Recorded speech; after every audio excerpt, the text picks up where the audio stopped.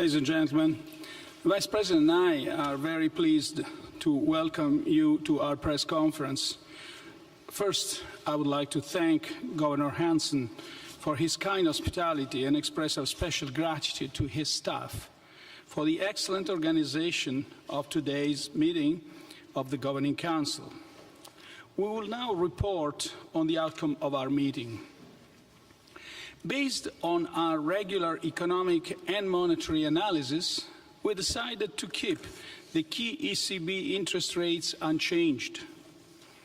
We expect them to remain at their present levels for an extended period of time and well past the horizon of our net asset purchases.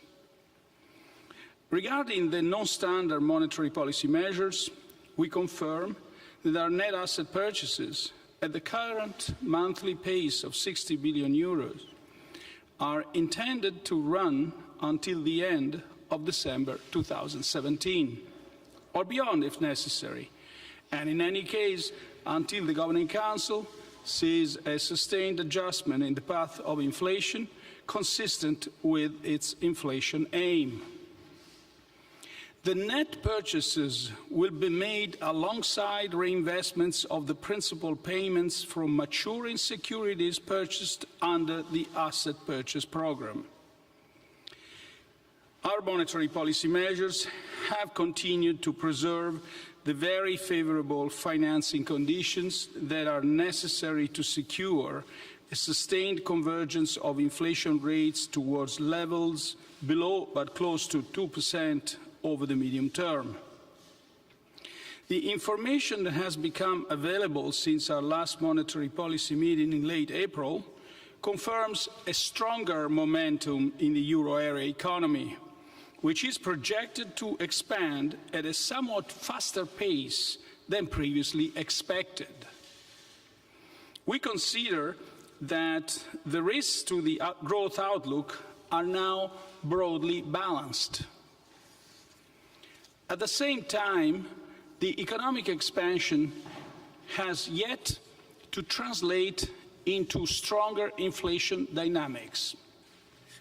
So far, measures of underlying inflation continue to remain subdued.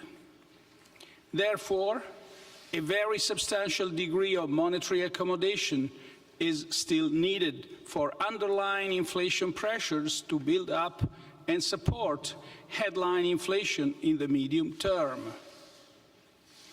If the outlook becomes less favorable, or if financial conditions become inconsistent with further progress towards a sustained adjustment in the path of inflation, we stand ready to increase our asset purchase program in terms of size and/or duration.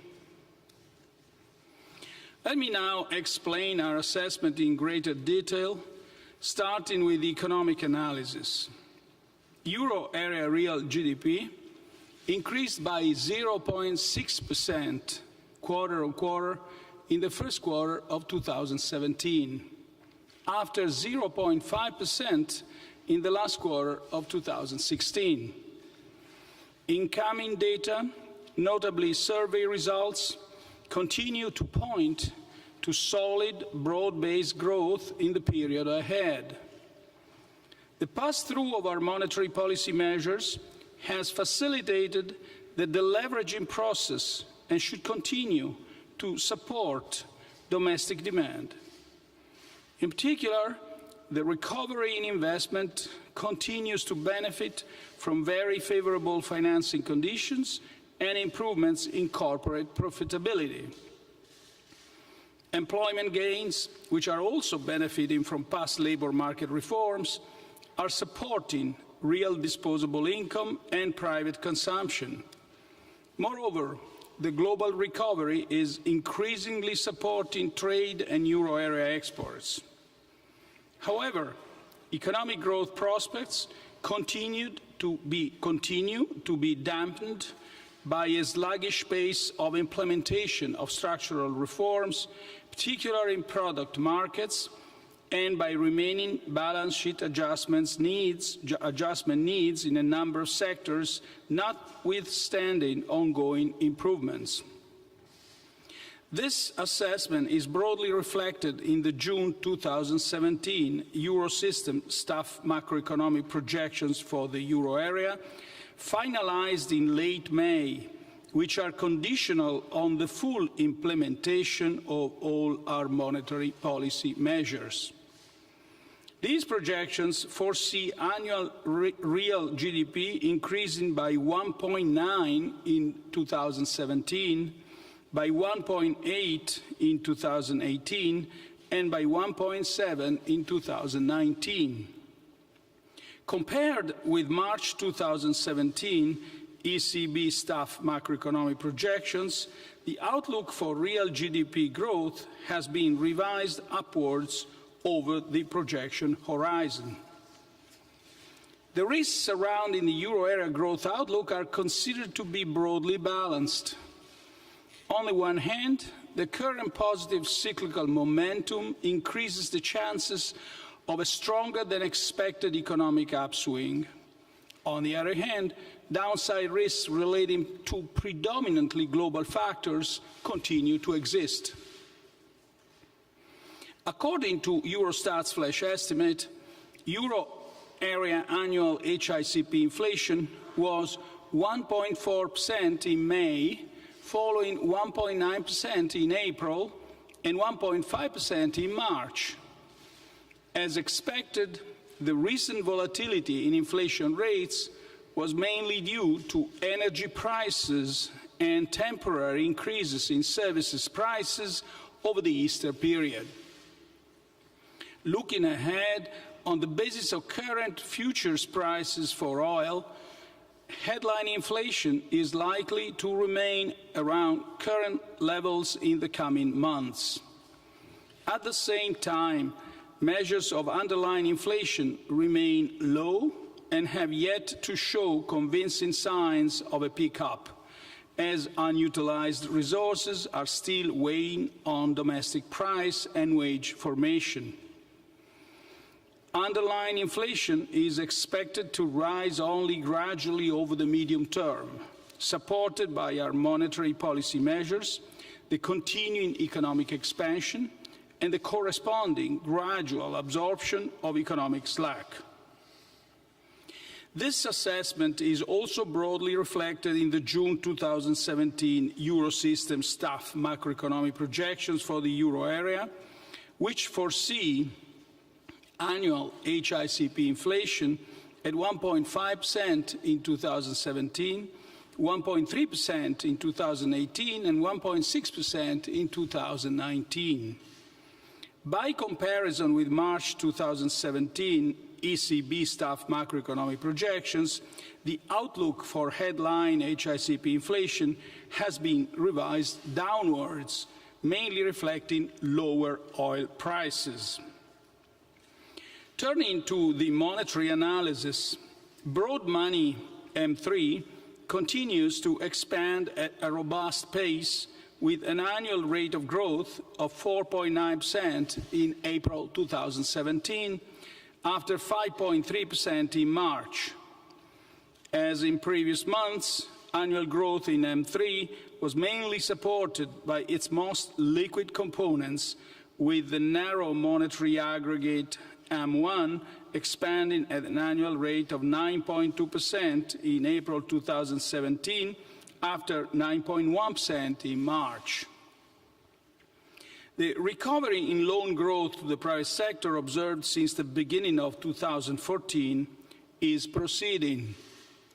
The annual growth rate of loans to non-financial corporations increased to 2.5% in April 2017 from 2.3% in the previous month, while the annual growth rate of loans to households remained stable at 2.4% in April. The pass-through of the monetary policy measures put in place since June 2014 continues to significantly support borrowing conditions for firms and households, access to financing, notably for small and medium-sized enterprises, and hence credit flows across the euro area. To sum up, A cross-check of the outcome of the economic analysis with the signals coming from the monetary analysis confirmed the need for a continued very substantial degree of monetary accommodation to secure a sustained return of inflation rates towards levels that are below but close to 2%.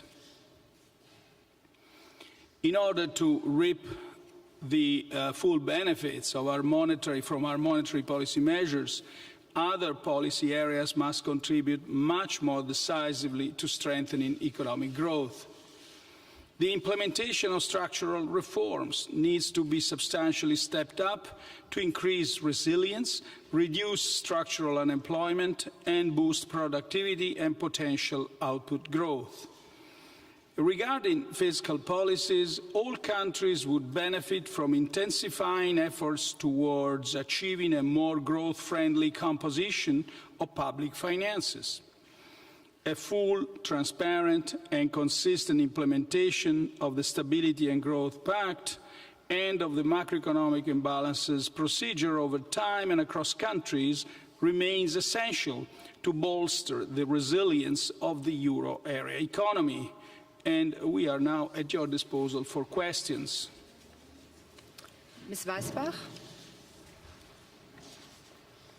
Thank you very much, Annette Weisbach with CNBC. I have two questions, of course, regarding the two big changes in the communication today. Has that been decided on a unanimous basis, so everybody was behind that? And the second question is on the forecast. If you're saying inflation is around 1.6% for 2019, so how much QE is factored in that inflation forecast? Because you're saying the asset purchase program might end this year, might also go further into next year, but how much is that, how much of such an effect is still in that forecast for 2019 and 18? Thank you very much. Thank you.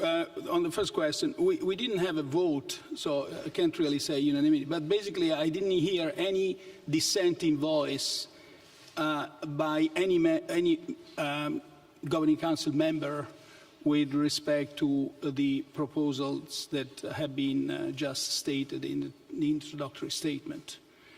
The other thing is basically, well, we've defined our objective. Our objective is a self-sustained, durable convergence towards an inflation rate which is below but close to 2%. This convergence is predicated on the very substantial amount of monetary accommodation that I've just mentioned in the introductory statement, and it's predicated on that. That's what it is in the projections, and that's what it is in our program. Thank you. Mr. Magister.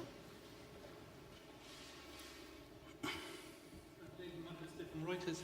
Mr. Draghi, my question is regarding Banco Popular. Did the ECB act quickly enough over Banco Popular, given how close it came to being insolvent? And are you reviewing the case now, given the bank was deemed insolvent less than a year ago? Now, here, as you know, we have a separation principle, and we never comment on individual institutions. But what I can say, as far as we are concerned, we can only express appreciation for the timely action of the SSM. And then if the Vice President wants to have any comment on that, I will give him the floor. But otherwise, we don't comment on individual institutions. And as you know, we have the separation principle. Please. Yes, because, of course, it was a decision of the ECB that was at stake. That decision was based on the BRRD, and the reasons that triggered that decision were related to the liquidity problems. There was a bank run. So it was not a matter of assessing the developments of the solvency as such, but the liquidity issue. It is stated in Article 32, number 4, item C, that the fact that an institution is unable, or there are sufficient objective facts that show that is about to become unable to satisfy its debts and liabilities, that's a reason for the declaration of an institution being failing or likely to fail. That's enough. And then after that declaration, the process was given to the single resolution mechanism that then is in charge of resolution. So our role as ECB was just the declaration of that the bank for liquidity reasons was failing or likely to fail. Ms. Jones? Mr. Draghi, a lot of people are going to take the tweaking to the forward guidance as a sign that a decision on tapering will come in September. Would market participants and ECB watchers be right to think that we will get a decision on tapering or what happens to QE in 2018 in September? And one of the heads of, my second question, one of the heads of the national central banks has raised doubts about whether the European Central Bank can hit its inflation target. We've seen today downgrades to the inflation projections, but at the same time you have removed the commitment to lower rates. Given that, should markets share the same doubts as Mr. Novotny that you perhaps can't hit your inflation target? Thank you. So the first question is, it was not discussed. On the second question, you're actually asking me many questions. First of all, the downward revisions in inflation. As a matter of fact, very little has changed as far as inflation is concerned, because it was 1.9 in April, if I remember, and we all remember the serious concerns, if not the outcries, for inflation was going up too much.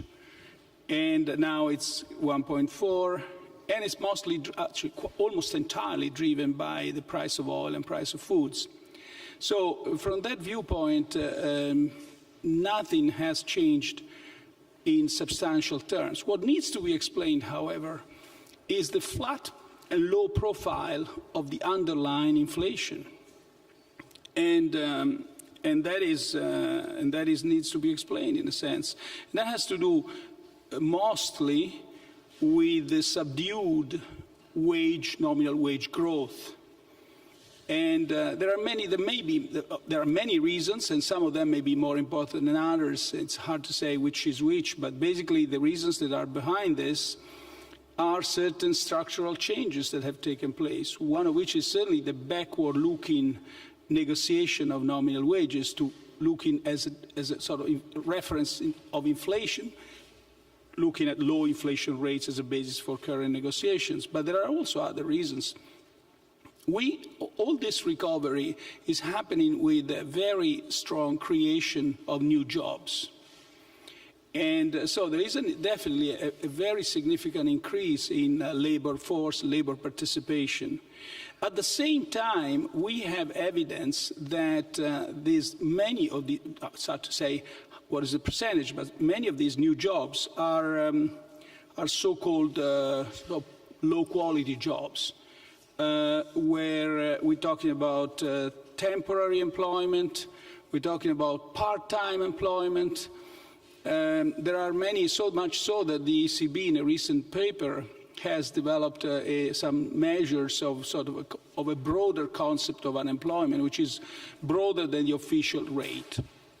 It may well be that this is actually slowing the growth of nominal wages as well.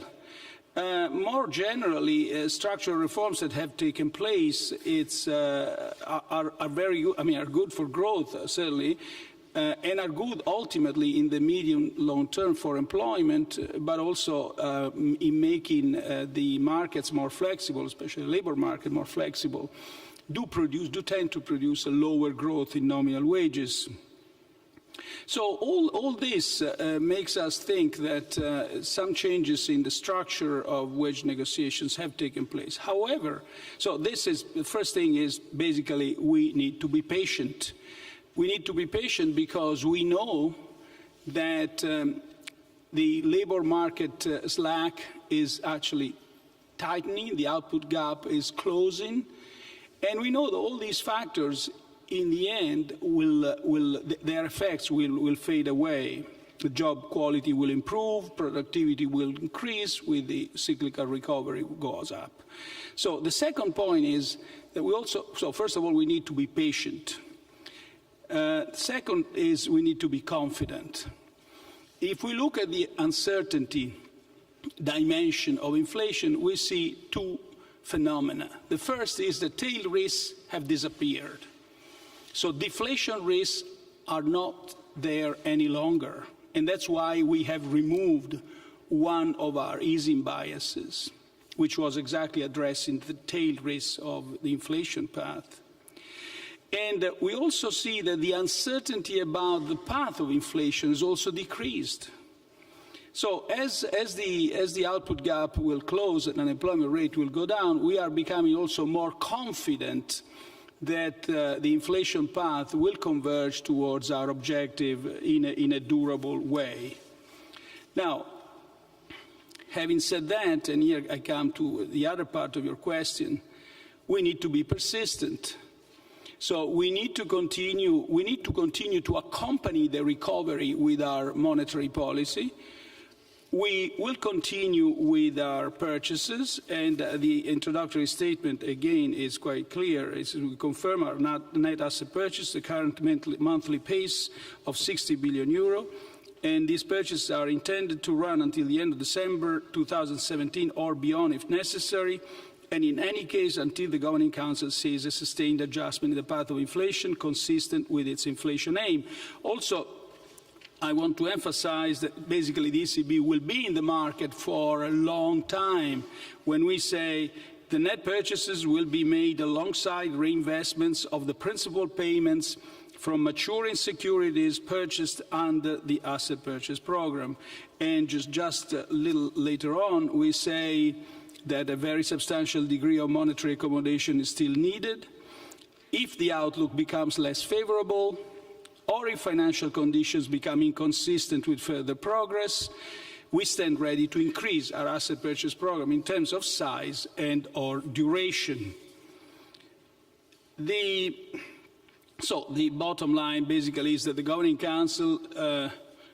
Council trusts the strength and the power of our purchase program, and that's it. I think I've responded to all your questions. Mr. Barbera. Good morning, Alessandro Barbera, La Stampa. Do you think that a prolonged lower inflation rate forecast could force the ECB to change its forward guidance and raise the negative deposit rates before the end of the quantitative easing? No. Nothing substantial has happened to inflation other than changes in the oil price and the price of food. Everything stayed. I think it was well said by Governor Hanson this morning. If we compare inflation now with inflation in December, and we see that underlying inflation is basically the same for years after year. And so doesn't... At the same time, since we have stronger confidence in the path of the inflation convergence, and we've seen that the tail risks of deflation have definitely disappeared, we felt confident in removing the interest rate, the easing bias as far as the interest rate was concerned. Mr. Speziale. Alessandro Speciale, Bloomberg News. Mr. President, did you have during this week's meeting any discussion about policy normalization, or is this discussion still to be had in the future in the light of the current inflation outlook and of the inflation projections? And as my second question is, you have removed the so-called easing bias on rates, but you say that you still are ready to increase the size and duration of QE. Under what conditions would you do that? I mean, would a continuation of this inflation outlook warrant an extension or maybe even an increase in volume of QE? Thank you. Thank you. Well, you asked me about normalization was being discussed. The answer is no. Of course, there are people who, one or two council members observed that we have to think in perspective to the link between the asset purchase program and the inflation convergence. So there were sort of some, few, actually two, if I remember, two, I guess, observations of this nature, but there wasn't any discussion of like that on normalization as you mentioned. The other point was about why we left the other bias, the APP bias, easing bias. Well, first of all, the two are very different. The first is an expectation that interest rates will remain at present or lower levels. Now, if you ask me now, what do you expect? Well, I say that based on the current assessment, the current information, I don't expect lower interest rates. If you ask me, but in case things were to worsen, are you ready to lower interest rates? The answer is yes.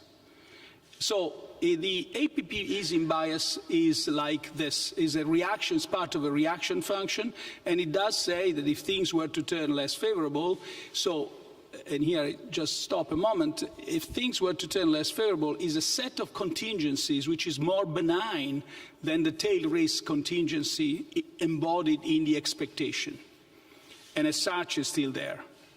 So it's part of our reaction function. If things turn out to be less favorable, then we are ready to expand our APP. That's the answer. Thank you. Ms. Iniguez?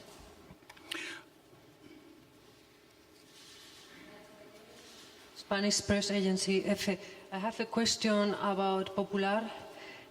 Why did you choose Santander's bid? Why was Santander the best option?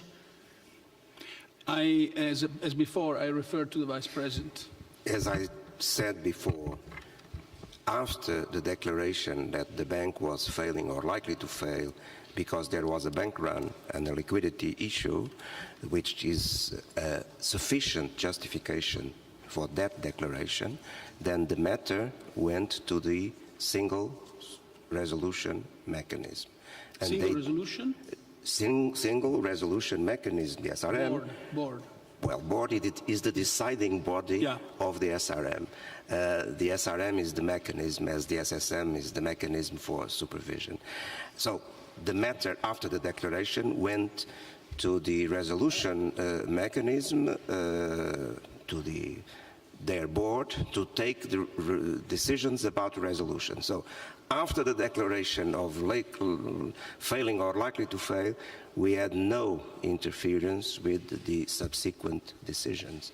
They belonged completely to the SRB, not to the SSM, not to the ECB.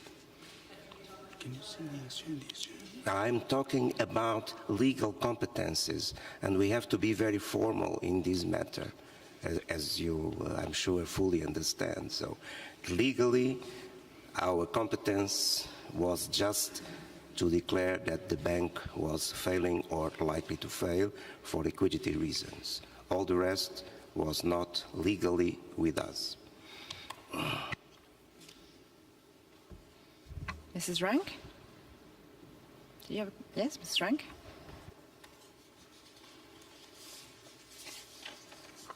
Hello.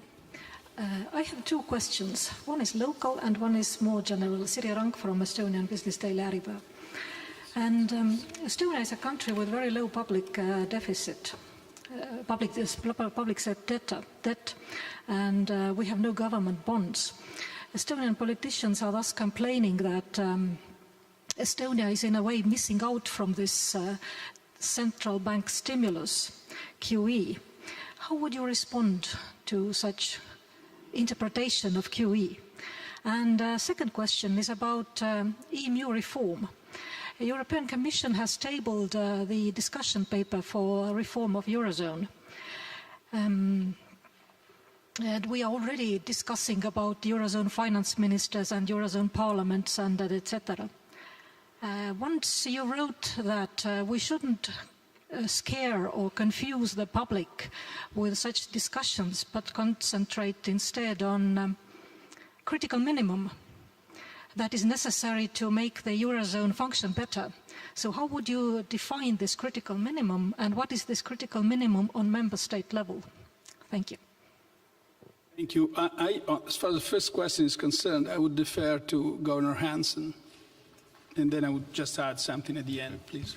Thank you, President, and thank you for the question. I think this is an issue of capital mobility, and we get this question all the time, and we use the principle of connected vessels, that this is a common financial market, and therefore changes that take place in one particular jurisdiction spill over to the whole Eurozone. So while it's true that we don't have a lot of direct purchases here, in the end, let's say most of our credits are all linked to Euribor, and Euribor is not set in this country, but is set more broadly in the euro area. So the transmission mechanism works, but through different channels. And I think one of the signs might be, right now we have the highest inflation rate in the euro area. So in some sense, it's probably working, but through different channels. Thank you. I will only add to this that being Estonia such an open economy, it benefits especially from the positive effects that QE has on the rest of the Eurozone as well. Thank you. Now, on your second question, well, we have to, I mean, the experience of the last few years shows that the economic and monetary union is, with the many benefits that has brought to the Eurozone, is also fragile. And it's fragile for various reasons, one of which is that it's incomplete. And that's the sort of consideration that is at the basis for the Commission recent work. The Commission has published a paper with different scenarios, and before the Commission's paper, we had the Five Presidents report, where there was a blueprint, a forward, we would say a forward guidance. With two horizons, really. One is shorter term, when there are certain measures, certain decisions that can be taken, especially as far as completing the banking union is concerned. And then we have a medium or long-term horizons where new changes in the economic and monetary union could be introduced, but they do require a more extensive change in our treaties, in our treaty foundations. And so I guess it's to be welcome, this new work on strengthening the monetary union, especially on having in mind that we need to repair the fragilities that have appeared in the last few years in the union. Then we can discuss, I mean, what we talk about, but this is a broader discussion. It's not finished yet. It's just the beginning of a broader discussion. Thank you. Mr. Fallis? Thank you. Tom Fallis from the Wall Street Journal. Mr. Draghi, does what you said about removing the rates, the easing bias on rates, mean that this wasn't a first small step away from stimulus, a first step towards the exit, as it might be interpreted? The second question was on how constrained the ECB is likely to be on implementing QE next year. Do you see any problems, and how flexible could the parameters of QE be, like the capital key, for instance? Thanks. On the first question, we removed the interest rate bias because the tail risks on the future path of inflation have disappeared. That is to say, deflation risks have definitely gone away. The lower the possibility that the DFR deposit facility rate could go lower was predicated on the strengthening or the materialization of these tail risks. So that is the, and as I said, Does it imply anything as far as a reaction function is concerned? The answer is no. I mean, if things were to turn out in a way that these risks were to reappear, we'd certainly be ready to lower rates. So that's the explanation. On the second point, the program is running smoothly. And as far as the future is concerned, the program has enough flexibility. And we'll certainly look at that when the time comes, if need be. In the meantime, the Governing Council members reiterated their confidence in the strength of the program, in the power of the program, and as you've seen from the introductory statement, they confirmed both the program and the forward guidance that's associated with that. Thank you. Mr. Boni? Tony Mastroboni, La Repubblica. Given the fact that the ECB is exiting very slowly the period of extraordinary measures, do you think that this might be a challenge for some countries that have still a big debt like Italy, given also that Italy is facing now probably a period of political uncertainty or instability? And my second question goes to the risk. Is there a risk, in your opinion, of a scarcity of German bonds in the next time on the markets as you're going on with the same rhythm? Thank you. Thank you. With respect to the second question, I kind of answered an almost similar question a moment ago, namely, the program is running now smoothly, and when and if we'll face problems, we'll use the flexibility that the program itself embodies. So that's the present situation. And as I said, the Governing Council members reiterated their confidence in the strength and the power of the program as it stands today. The other question, which was the first question, well, first thing to remember is we have a mandate. Our mandate is specified in terms of price stability. Is not specified in government budget support or other considerations. We have, it's been said that we have, that savers are being affected by our program, banks are being affected by our program, banks' profitability is being affected, now it's government's budgets. Second, there are always countries that anticipate, countries that lag behind. So our program has in mind price stability, and that's what we have to remember. But certainly, those countries which have a weak budget position and low growth and lack of structural reforms will be certainly more affected than others by a possible increase in interest rates. It's no discovery about that. The key thing here is to resuscitate growth is the most important thing. Thank you. Mr. Lacour?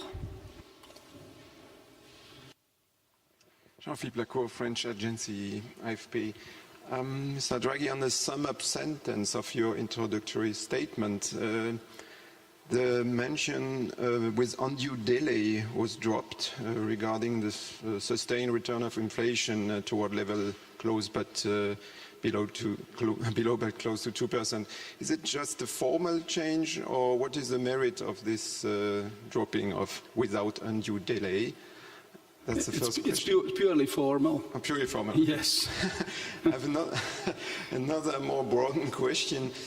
Since very much attention has been given to on the assessment regarding the risks surrounding the growth, economic growth, and in the past until end of 2014, if I remember, the Governing Council communicated itself also on its view regarding the medium-term outlook for price developments, and so the risk regarding this medium-term outlook. So is it something the ECB could maybe emphasize at new, or because this is an aspect which are the risks on the medium-term price stability, which everything depends on. So why this element of communication disappeared, and is it not now or in the future time to reactivate it?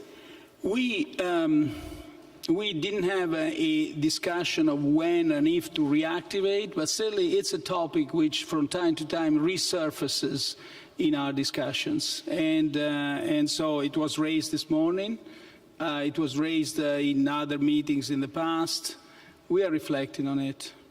There is no specific reason to have it introduced again, but we are certainly reflecting it also for sake of symmetry with the growth and with the growth of output path. Thank you. Mr. Craig? Mr. Craig? Thank you. Robert Craig from Ärileht. Which conditions should be met before ECB could stop offering extraordinary monetary policy measures? The answer is really, it's defined in our objective. We have to be confident that the inflation rate is durably converging towards our objective of an inflation rate which is close but below 2%, and it's a self-sustained convergence.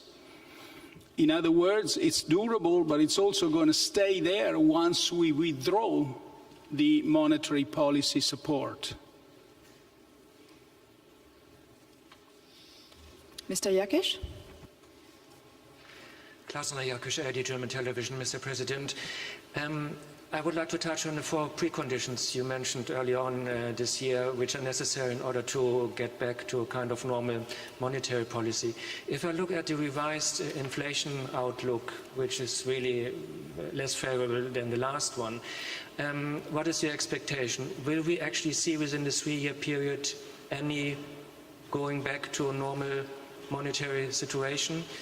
And secondly, if we look at this and we see that the economy picks up quite significantly in some countries, at the same time we have the fact that headline inflation is not picking up as we perhaps also would expect it, don't we have to start thinking about whether the 2% target is still an appropriate one? Thank you. Thank you. The 4 conditions,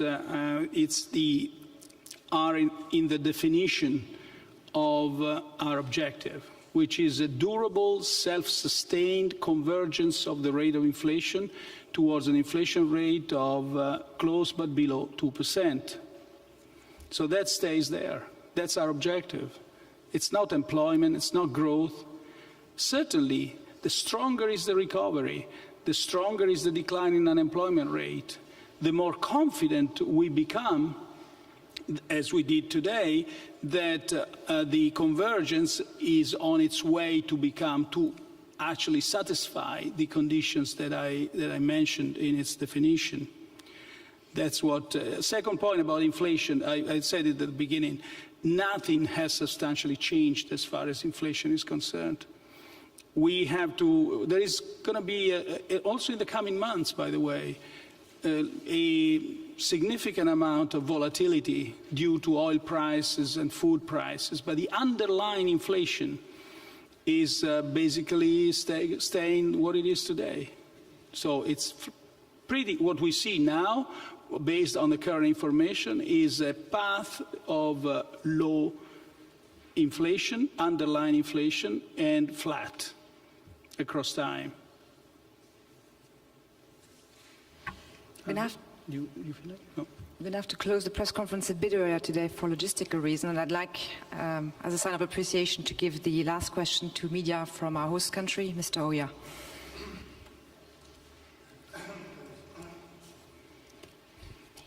Tõnis Oja, Estonian Daily Postimees. Economy started to improve nicely. Is it because of QE or despite of QE? Thank you. It's because of QE. We are here because of that. QE has supported the recovery throughout. Let me just give you a few numbers to answer your question more fully.